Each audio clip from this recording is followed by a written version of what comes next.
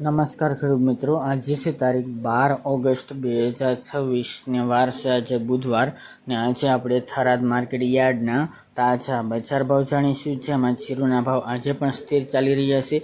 રજકામાં 10,000 કરતાં નીચે બજાર આજે નોંધાઈ રહી છે અને ઘટાડા સાથે વેપાર જોવા મળી રહ્યા છે, જ્યારે ચીકુડીના ભાવમાં સુધારો ચાલી રહ્યો છે। તો ચાલો મિત્રો આપણે જાણી લઈએ કે આજે રાયડો, જીરું અને અજમાના ભાવ શું ચાલી રહ્યા હતા તેના વિશે માહિતી મેળવી લઈએ।